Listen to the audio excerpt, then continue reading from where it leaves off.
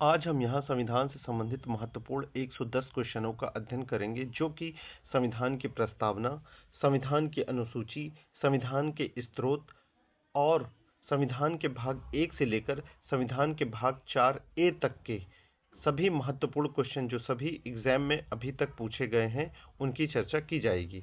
भारतीय संविधान में संसदीय शासन प्रणाली किस देश से ली गई है? तो भारतीय संविधान में संसदीय शासन प्रणाली को ब्रिटेन से लिया गया है। ब्रिटेन से लिया गया है संसदीय शासन प्रणाली को ब्रिटेन से लिया गया है, और इसके साथ साथ ब्रिटेन के संविधान से विधि का शासन लिया गया है, विधायी प्रक्रिया ली गई है, एकल नागरिकता को भी ब्रिटेन के शासन से लिया गया है, संसदीय विशेषाधिकार को भी ब्रिटेन के शासन से लिया गया है। हमारा अगला क्वेश्चन है कि भारतीय संविधान में मौलिक अधिकार की अवधारणा किस देश से ली गई है? जो कि एग्जाम में बराबर ये क्वेश्चन पूछा जाता है। मौलिक अधिकार की अवधारणा अमेरिका के संविधान से ली गई है। अमेरिका के संविधान से न्यायपालिका की स्वतंत्रता को लिया गया है, न्यायिक पुनर्वाविलोकन का सिद्धांत भी लिया गया है, उपराष्ट्रपति का पद भी लिया गया है, उच्च न्यायालय और उच्चतम न्यायालय के न्यायाधीशों को पद से हटाया जाना भी लिया गया है, और राष्ट्रपति पर महाअभियोग भी मौलिक अधिकार भी संयुक्त राज्य के संविधान से लिया गया है। आज का हमारा नेक्स्ट क्वेश्चन है कि राज्य के नीति निर्देशक तत्व डीपीएसपी किस देश के संविधान से लिए गए हैं? तो राज्य के नीति निर्देशक तत्व जो हैं वो आयरलैंड के संविधान से लिए गए हैं। साथ ही साथ आयरलैंड के संविधान से राष्ट्रपति की निर्वाचन पद्धति को लिया गया है, और राज्यसभा के लिए सदस्यों का नामांकन भी लिया गया है। हमारा नेक्स्ट क्वेश्चन है कि समवर्ती सूची की अवधारणा किस देश से ली गई है? समवर्ती सूची की अवधारणा को ऑस्ट्रेलिया से लिया गया है। वहीं ऑस्ट्रेलिया के संविधान से व्यापार, वाणिज्य और समागम की स्वतंत्रता और संसद के दोनों सदनों की संयुक्त बैठक को भी ऑस्ट्रेलिया के संविधान से लिया गया है। आज का हमारा अगला क्वेश्चन है कि अवशिष्ट शक्तियां भारत में किसके पास है और यह व्यवस्था किस देश से ली गई है? अवशिष्ट शक्तियां भारत में केंद्र के पास है, और यह व्यवस्था कनाडा से ली गई है। और इसी के साथ साथ कनाडा के संविधान से सशक्त केंद्र के साथ संघीय व्यवस्था ली गई है, केंद्र द्वारा राज्य के राज्यपालों की नियुक्ति ली गई है, और उच्चतम न्यायालय का परामर्शी न्याय निर्णयन जो कि अनुच्छेद 143 में आता है, वो भी कनाडा के संविधान से लिया गया है। आज का हमारा अगला क्वेश्चन है कि संविधान की प्रस्तावना में स्वतंत्रता, समानता, भ्रातृत्व की प्रेरणा किस देश से ली गई है? संविधान की प्रस्तावना में स्वतंत्रता, समानता और भ्रातृत्व की प्रेरणा फ्रांस के संविधान से ली गई है। आपातकालीन जो प्रावधान है वो किस देश के संविधान से लिए गए हैं? आपातकालीन प्रावधान को जर्मनी के वीमर संविधान से लिया गया है। आज का हमारा नेक्स्ट क्वेश्चन है कि विधि द्वारा स्थापित प्रक्रिया की अवधारणा किस देश से ली गई है? काफी इंपॉर्टेंट क्वेश्चन है, और विधि द्वारा स्थापित प्रक्रिया को बार बार पूछा जाता है, जो कि जापान से ली गई है। वहीं पर अभी हम कुछ देर पहले पढ़ के गए थे कि विधि का शासन और विधायी प्रक्रिया जो कि है वो ब्रिटेन के संविधान से ली गई है। मौलिक कर्तव्य की प्रेरणा किस देश से ली गई है? मौलिक कर्तव्य की प्रेरणा यूएसएसआर सोवियत संघ, जिसे वर्तमान में हम रूस के नाम से जानते हैं, उससे ली गई है। संविधान संशोधन की प्रक्रिया किस देश से ली गई है? संविधान संशोधन की प्रक्रिया दक्षिण अफ्रीका से ली गई है। जनमत संग्रह की अवधारणा किस देश से ली गई है? जनमत संग्रह की अवधारणा स्विट्जरलैंड से ली गई है। आज का हमारा अगला क्वेश्चन है कि ओम्बुड्समैन की संस्था भारत में किस देश से प्रेरित है? ओम्बुड्समैन की संस्था भारत में न्यूजीलैंड से प्रेरित है। हमारा नेक्स्ट क्वेश्चन है कि संघीय व्यवस्था के साथ मजबूत केंद्र की अवधारणा किस देश से ली गई है? जैसा कि हम पहले भी जानते हैं कि कनाडा के संविधान से ली गई है, हम पहले भी इसको एक्सप्लेन कर चुके हैं। आज का हमारा अगला क्वेश्चन है कि न्यायिक समीक्षा की अवधारणा किस देश से ली गई है? न्यायिक समीक्षा की अवधारणा अमेरिका से ली गई है, और इसको हम पहले भी एक्सप्लेन कर चुके हैं। आज का हमारा अगला क्वेश्चन है कि राष्ट्रपति पर महाभियोग की प्रक्रिया किस देश से ली गई है? राष्ट्रपति पर महाभियोग की प्रक्रिया अमेरिका से ली गई है। भारतीय संविधान में कुल कितनी अनुसूचियां हैं? भारतीय संविधान में कुल 12 अनुसूचियां हैं। भारतीय संविधान में कुल कितनी अनुसूचियां हैं? भारतीय संविधान में कुल 12। हमारा अगला क्वेश्चन है, राज्यों व केंद्र शासित प्रदेशों का विवरण किस अनुसूची में दे रखा है। राज्यों और केंद्र शासित प्रदेशों का विवरण जो है वो चौथी अनुसूची में दे रखा है। हमारा अगला क्वेश्चन है कि राष्ट्रपति, राज्यपाल व न्यायाधीशों के वेतन का उल्लेख किस अनुसूची में दे रखा है।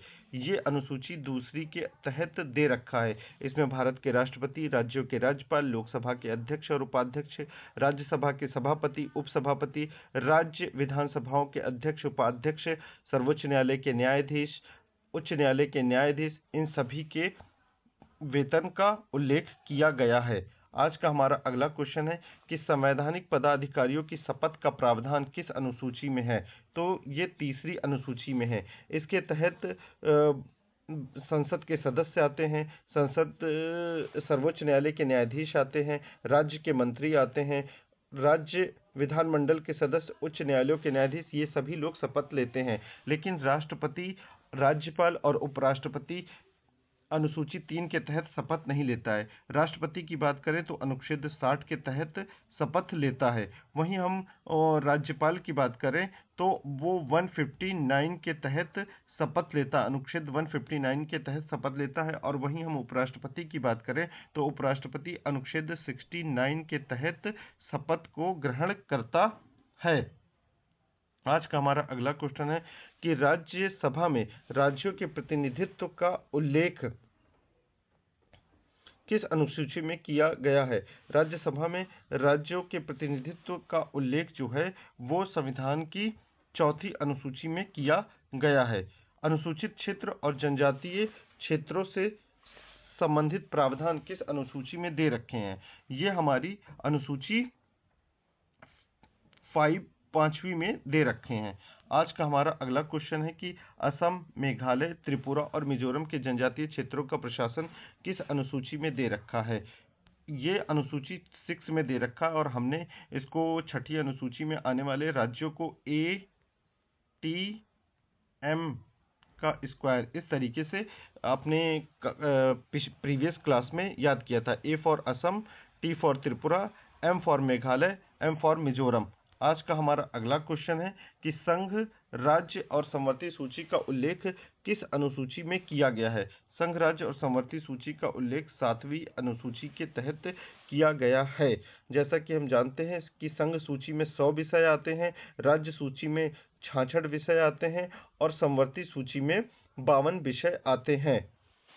आज का हमारा अगला क्वेश्चन है कि संवैधानिक भाषाओं का उल्लेख किस अनुसूची में किया गया है।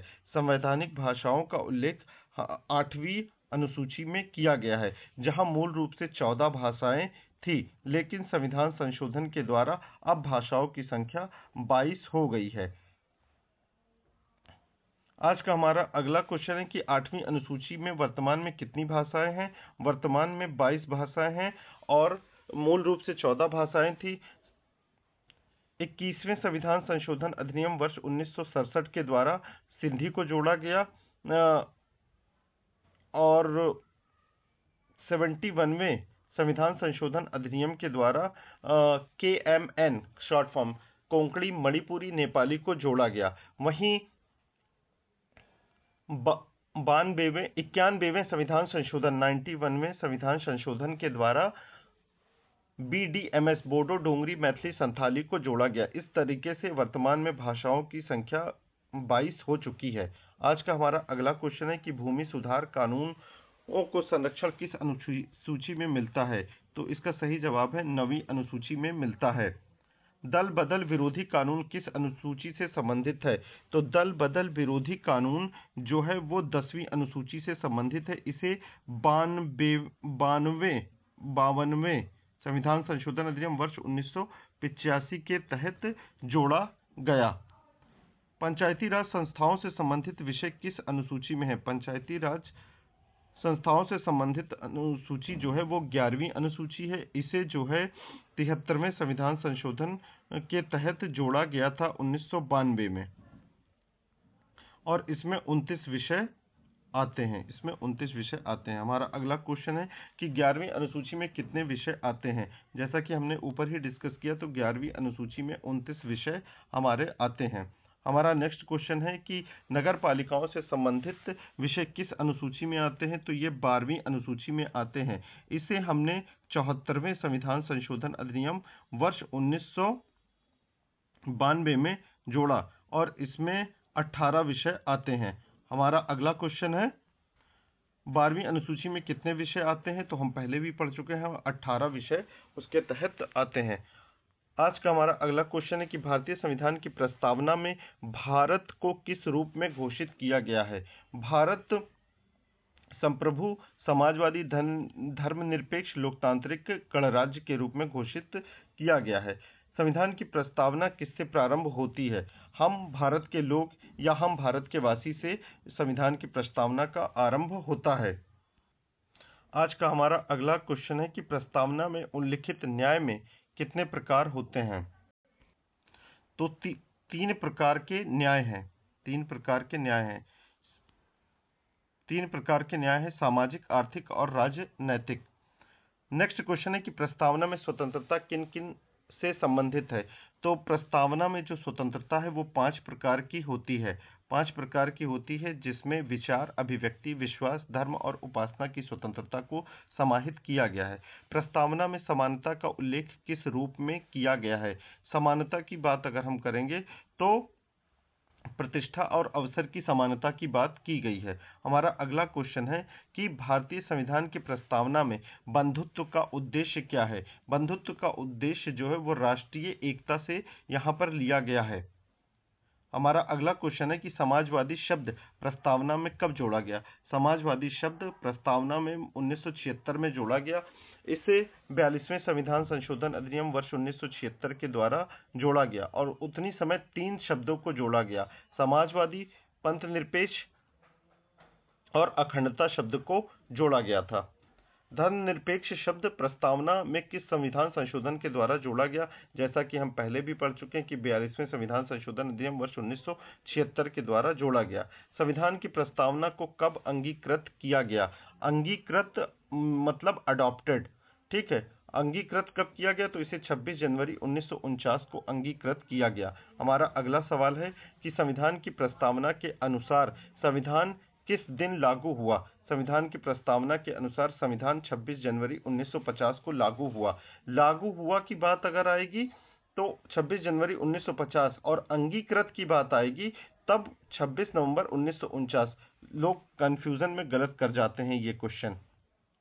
हमारा आज का अगला क्वेश्चन है कि भारतीय संविधान में मूल अधिकार किस भाग में दिए गए हैं? तो भाग 3 में मूल अधिकारों की चर्चा की।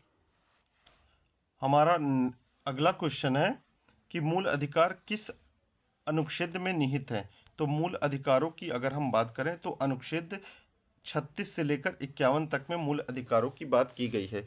मूल अधिकार को अमेरिका के संविधान से लिया गया है। हमारा अगला क्वेश्चन है कि राज्य के नीति निर्देशक तत्व संविधान के किस भाग में है? तो राज्य के नीति निर्देशक तत्व जो है वो संविधान के भाग 4 में है। राज्य के नीति निर्देशक तत्वों को आयरलैंड के संविधान से लिया गया है। मूल कर्तव्य किस भाग में जोड़े गए हैं? मूल कर्तव्य की अगर हम बात करेंगे तो भाग 4A में जोड़े गए हैं। मूल कर्तव्यों को यूएसएसआर के संविधान से लिया गया है। ये सारी चर्चाएं जितनी हो रही सभी परीक्षा के लिए बहुत ही ज्यादा महत्वपूर्ण है। हमारा अगला क्वेश्चन है मूल कर्तव्य किस अनुच्छेद में वर्णित है? काफी बार एग्जाम में पूछा गया कि मूल कर्तव्य जो है अनुच्छेद 51A में वर्णित है। हमारा अगला क्वेश्चन है कि संविधान के भाग 5 किससे संबंधित है? संविधान का भाग 5 जो है वो संघ सरकार से संबंधित है। यहाँ पर अनुच्छेद 52 से लेकर 151 तक का जो संबंध है वो संघ सरकार से ही संबंधित है। आज का हमारा अगला क्वेश्चन है कि संविधान के भाग 5 के अंतर्गत राष्ट्रपति से संबंधित अनुच्छेद कौन सा है? संविधान के भाग 5 के अंतर्गत राष्ट्रपति से संबंधित अनुच्छेद 52 से लेकर 52 से लेकर 62 है। वो उपराष्ट्रपति से था ऊपर वाला। हमारा अगला क्वेश्चन है कि राज्य सरकार से संबंधित प्रावधान किस भाग में दिया गया है? तो राज्य सरकार से संबंधित जो प्रावधान है वो भाग 6 में दिया गया है और यहाँ पर आर्टिकल 152 से लेकर 237 तक की चीजें समाहित की गई हैं। आज का हमारा अगला क्वेश्चन है कि भारतीय संविधान का कौन सा भाग निरस्त कर दिया गया, मतलब कि उसको हटा दिया गया। तो भाग 7 को संविधान से हटा दिया गया था। भाग 7 को संविधान से हटा दिया गया था। आज का हमारा अगला क्वेश्चन है कि पंचायती राज से संबंधित प्रावधान किस भाग में दिए गए हैं। जैसा कि हम पहले भी पढ़ चुके हैं कि भाग 9 में इसको दिया गया है। इसे 73वें संविधान संशोधन अधिनियम वर्ष 1992 के द्वारा जोड़ा गया था और पंचायती राज में टोटल 29 विषय हैं। ये बार बार रिवीजन करने पर, बार बार रिकॉल करने से याद चीज़ें हो जाती हैं। हमारा अगला क्वेश्चन है कि नगर पालिका से संबंधित प्रावधान किस भाग में है। तो नगर पालिका से संबंधित प्रावधान जो है भाग 9 में है। इसे 74वें संविधान संशोधन अधिनियम वर्ष 1992 के द्वारा जोड़ा गया था और इसके तहत 18 विषय समाहित किए गए हैं। हमारा आज का नेक्स्ट क्वेश्चन है कि संघ राज्य क्षेत्र यूटी किस भाग में वर्णित है। भाग 8 में इसका वर्णन किया गया है। संघ राज्य संबंध किस भाग में वर्णित है। इसका संबंध भाग 9 से है। इसका संबंध जो है वो भाग 9 से है। हमारा अगला क्वेश्चन है कि आपातकालीन उपबंध को संविधान के किस भाग से लिया गया है। संविधान के किस भाग में दिया गया। तो आपातकालीन उपबंधों को संविधान के भाग 18 में दिया गया है, जो कि अनुच्छेद 352 से लेकर 352 से लेकर 360 तक के तहत आता है और इस पे हजारों बार हर एग्जाम में क्वेश्चन पूछा गया है। हमारा अगला क्वेश्चन है संविधान संशोधन की प्रक्रिया किस अनुच्छेद में है। तो जैसा कि हम जानते हैं कि संविधान संशोधन की प्रक्रिया अनुच्छेद 368 में है और इसको हमने साउथ अफ्रीका से एक्सेप्ट किया था, साउथ अफ्रीका से लिया था। आज का हमारा नेक्स्ट क्वेश्चन है कि भारतीय संविधान का भाग 1 किससे संबंधित है। तो भारतीय संविधान का भाग 1 जो है वो संघ और उसके राज्य क्षेत्र से संबंधित है। संघ और उसके राज्य क्षेत्र से संबंधित है। भाग 3 में मौलिक अधिकार आते हैं, भाग 2 में नागरिकता आता है, भाग 4 में राज्य के नीति निर्देशक तत्व भी आते हैं। आज का हमारा अगला क्वेश्चन है संविधान का अनुच्छेद 1 क्या घोषित करता है। संविधान का अनुच्छेद 1 जो कि बहुत सारे लोग गलत करते हैं, भारत एक संघीय राज्य है, इससे संबंधित है। भारत राज्यों का संघ नहीं है। राज्यों का संघ जो है वो अमेरिका को कहा जाता है फेडरल स्टेट, लेकिन भारत यूनियन स्टेट है। ठीक है, इसका सही जवाब होगा क्वेश्चन नंबर डी। नए राज्यों के गठन का प्रावधान किसे है। नए राज्यों के गठन का जो प्रावधान है वो संसद को दिया गया है। हमारा अगला सवाल है आज का कि राज्य की सीमा परिवर्तन से संबंधित अनुच्छेद कौन सा है। इसका संबंध अनुच्छेद 3 से दे रखा गया है। हमारा अगला क्वेश्चन है हमारा अनुच्छेद 4 किससे संबंधित है। अनुच्छेद 4 का जो संबंध है वो नए राज्यों के कानून से संबंधित है। आज का हमारा नेक्स्ट क्वेश्चन है कि नागरिकता से संबंधित संविधान का भाग कौन सा है। तो नागरिकता से संबंधित संविधान का भाग 2 है, जहां पर अनुच्छेद 5 से लेकर 11 तक में चर्चा की गई है। आज का हमारा अगला सवाल है कि संविधान के प्रारंभ पर नागरिकता किस अनुच्छेद में है। तो संविधान के प्रारंभ पर नागरिकता अनुच्छेद 5 में वर्णित है। हमारा अगला क्वेश्चन है कि पाकिस्तान से आए लोगों की नागरिकता से संबंधित अनुच्छेद कौन सा है। तो अनुच्छेद 6 उससे उसका संबंध है। विदेश में रहने वाले भारतीय मूल के लोगों की नागरिकता किस अनुच्छेद में दे रखी है। तो विदेश में रहने वाले भारतीय मूल के लोगों की नागरिकता का संबंध अनुच्छेद 8 से है। आज का हमारा अगला क्वेश्चन है कि विदेशी नागरिकता लेने पर भारतीय नागरिकता समाप्त हो जाती है। ये बात किस अनुच्छेद में बताई गई है। इस बात को अनुच्छेद 9 के तहत बताया गया है। नागरिकता अधिकारों की निरंतरता किस अनुच्छेद में है। नागरिकता अधिकारों की निरंतरता का अर्थ है कि उसके अधिकारों का बना रहना। यह अनुच्छेद 10 के तहत बताया गया है। नागरिकता पर कानून बनाने की शक्ति किसे दी गई है। नागरिकता पर कानून बनाने की शक्ति जो है वो संसद को दी गई है। आज का हमारा अगला सवाल है कि भारतीय अधिनियम 1955 किस अनुच्छेद के अंतर्गत आता है। तो भारतीय अधिनियम 1955 अनुच्छेद 11 के तहत आता है, अंतर्गत बना। संसद ने इसको बनाया तो अनुच्छेद 11 के अंतर्गत ये बना है। भारत को राज्यों का संघ किसने कहा है? भारत को राज्यों का संघ, जैसा कि हम ऊपर भी पढ़ के गए हैं, अनुच्छेद 1 में कहा गया है। हमारा अगला सवाल है कि निम्नलिखित में से कौन संविधान संशोधन नहीं माना जाता? संविधान संशोधन की जो प्रक्रिया है, अनुच्छेद 3 के अंतर्गत अगर हम कोई कानून बनाते तो उसे संविधान संशोधन नहीं माना जाता, साधारण माना जाता है। भारतीय संविधान में मूल अधिकार किस भाग में वर्णित है? जैसा कि हम पहले भी कर चुके हैं, भारतीय संविधान में मूल अधिकार भाग 3 में वर्णित है। मूल अधिकार को अमेरिका के संविधान से लिया गया है और इसमें अनुच्छेद 12 से लेकर 35 तक की चर्चा की गई है। भारतीय संविधान में कुल कितने मूल अधिकार हैं? भारतीय संविधान 6 मूल अधिकार हैं। भारतीय संविधान में कुल 6 मूल अधिकार हैं, लेकिन जब संविधान बना हुआ था तब मूल रूप से 7 मूल अधिकार थे, जिसमें से संपत्ति का अधिकार अनुच्छेद 31 के तहत आता था। संपत्ति के अधिकार को 44वें संविधान संशोधन अधिनियम वर्ष 1978 के द्वारा इसको हटा दिया गया था। आज का हमारा अगला सवाल है कि समानता का अधिकार किस अनुच्छेद में वर्णित है? समानता का अधिकार अनुच्छेद 14 से लेकर 18 के बीच में वर्णित है। विधि के समक्ष समानता का उल्लेख किस अनुच्छेद में है? विधि के समक्ष समानता का उल्लेख अनुच्छेद 14 के अंतर्गत दिया गया है। अस्पृश्यता का अंत किस अनुच्छेद में किया गया है? अस्पृश्यता का अंत अनुच्छेद 17 के तहत किया गया है। उपाधियों की समाप्ति किस अनुच्छेद से संबंधित है? उपाधियों की समाप्ति अनुच्छेद 18 से संबंधित है। अनुच्छेद 18 से संबंधित है। आज का हमारा अगला क्वेश्चन है कि अभिव्यक्ति की स्वतंत्रता किस अधिकार का भाग है? तो अभिव्यक्ति की स्वतंत्रता जो है वो स्वतंत्रता के अधिकार का भाग है। स्वतंत्रता के अधिकार अनुच्छेद 19 से लेकर 22 के बीच में आते हैं।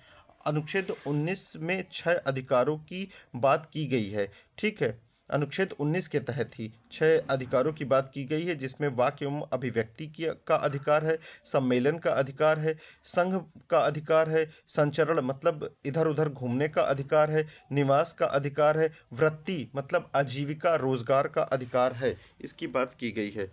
स्वतंत्रता का अधिकार किस अनुच्छेद से प्रारंभ होता है? जैसा कि हम पहले ही जानते हैं, स्वतंत्रता का अधिकार अनुच्छेद 19 से प्रारंभ होता है और 22 तक ये जाता है। आज का हमारा अगला क्वेश्चन है कि जीवन और व्यक्तिगत स्वतंत्रता किस अनुच्छेद के तहत आती है? जीवन और व्यक्तिगत स्वतंत्रता का अनुच्छेद 21 है और अनुच्छेद 21 ए में शिक्षा से संबंधित है, जिसे 86वें संविधान संशोधन अधिनियम वर्ष 2002 के द्वारा जोड़ दिया गया था। आज का हमारा अगला क्वेश्चन है कि शोषण के विरुद्ध अधिकार कौन सा अनुच्छेद शामिल है? शोषण के विरुद्ध अधिकार में अनुच्छेद 23 आता है और साथ ही साथ अनुच्छेद 24 को भी शोषण के विरुद्ध अधिकार के तहत शामिल किया गया है। बाल श्रम निषेध किस अनुच्छेद के तहत आता है कि कारखानों में बच्चों के नियोजन पर प्रतिबंध लगा दिया जाए? तो बाल श्रम निषेध अनुच्छेद 24 के तहत आता है। वहीं अनुच्छेद 23 में हम बात करें तो बलात् श्रम निषेध का बात आती है कि यहाँ पर अगर कोई काम कर रहा है तो बिना पैसे के वो काम नहीं करेगा, उसको वेतन देना पड़ेगा। लेकिन बाल श्रम या बच्चों के नियोजन को रोकना है तो वो अनुच्छेद 24 में आता है। धार्मिक स्वतंत्रता का अधिकार किस अनुच्छेद में दिया गया है? तो धार्मिक स्वतंत्रता का अधिकार अनुच्छेद 25 से लेकर 28 तक में दिया गया है।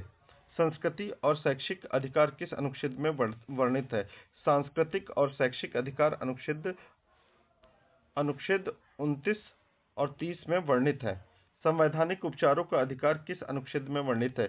संवैधानिक उपचारों का अधिकार अनुच्छेद 32 में वर्णित है। संवैधानिक उपचारों के अधिकार को किसने संविधान की आत्मा कहा है? संवैधानिक उपचारों के अधिकार को डॉक्टर भीमराव अंबेडकर जी ने संविधान की आत्मा कहा है।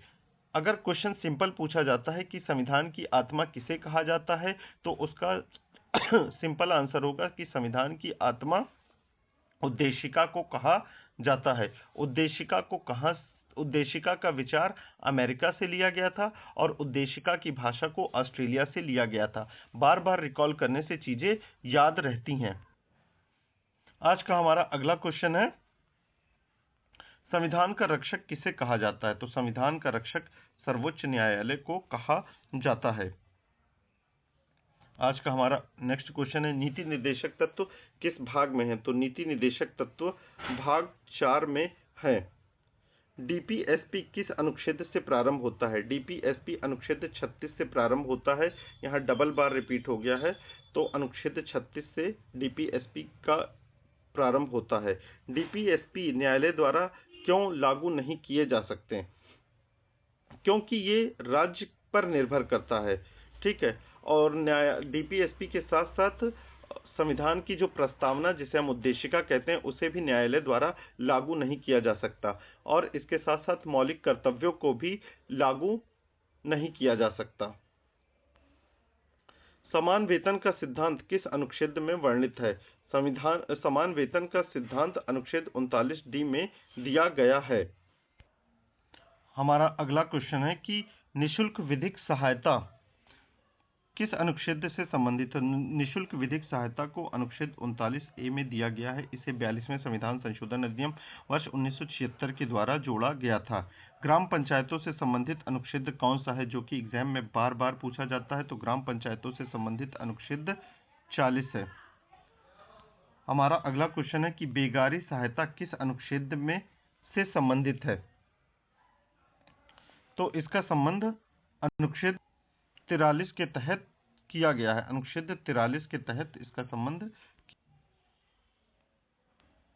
आज का हमारा अगला क्वेश्चन है कि मातृत्व राहत प्रावधान किस अनुच्छेद के तहत किया गया है? तो मातृत्व राहत की जो बात की गई है, अनुच्छेद 42 के तहत ये प्रावधान किया गया है।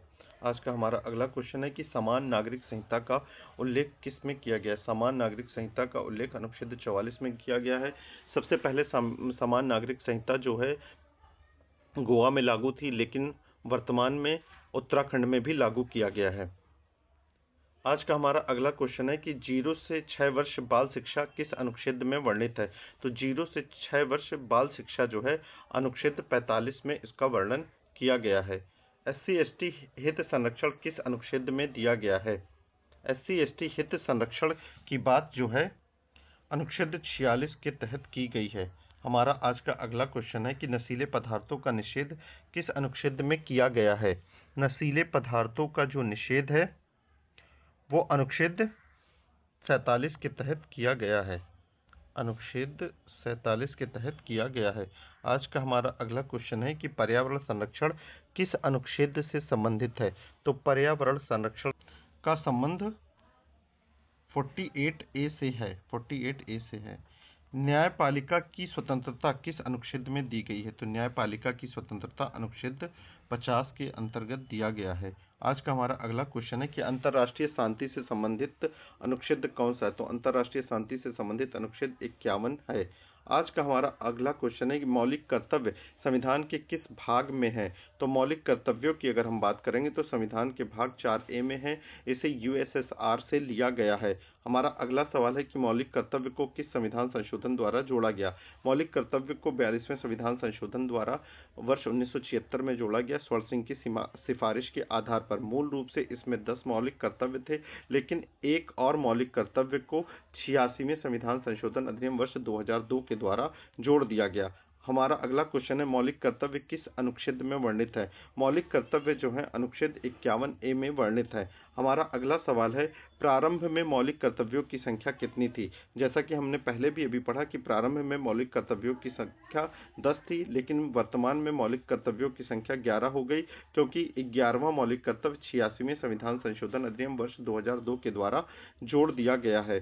11वां मौलिक कर्तव्य किस संशोधन के द्वारा जोड़ा गया? जैसा कि हम ऊपर भी पढ़ चुके हैं, 86वें संविधान संशोधन के द्वारा जोड़ दिया गया है। हमारा अगला सवाल है मौलिक कर्तव्य किस देश की अवधारणा से प्रेरित है? तो मौलिक कर्तव्य, जैसा कि हम पहले भी डिस्कस कर चुके हैं, यूएसएसआर से संबंधित है। मौलिक कर्तव्य किसके लिए हैं? मौलिक कर्तव्य जो है वो नागरिकों के लिए हैं। हमारा अगला सवाल है, मौलिक कर्तव्य किस प्रकृति के हैं? मौलिक कर्तव्य जो हैं वो नैतिक प्रकृति के हैं। आज का हमारा अगला सवाल है और अंतिम सवाल है, क्या मौलिक कर्तव्य न्यायालय द्वारा प्रवर्तनीय मतलब कि लागू किए जा सकते हैं? तो इसका जवाब है नहीं। मौलिक कर्तव्यों को न्यायालय के द्वारा लागू नहीं कराया जा सकता। संविधान की उद्देशिका को न्यायालय के द्वारा लागू नहीं कराया जा सकता। संविधान की डीपीएसपी को भी न्यायालय के द्वारा लागू नहीं कराया जा सकता, और साथ ही साथ मौलिक कर्तव्यों को भी संविधान के द्वारा या न्यायालय के द्वारा लागू नहीं किया जा सकता। इस प्रकार से हमारी ये 110 क्वेश्चन की सीरीज पूरी होती है। आप चैनल को लाइक करिए, वीडियो को शेयर करिए, कमेंट करिए और चैनल को सब्सक्राइब करिए। थैंक यू, धन्यवाद।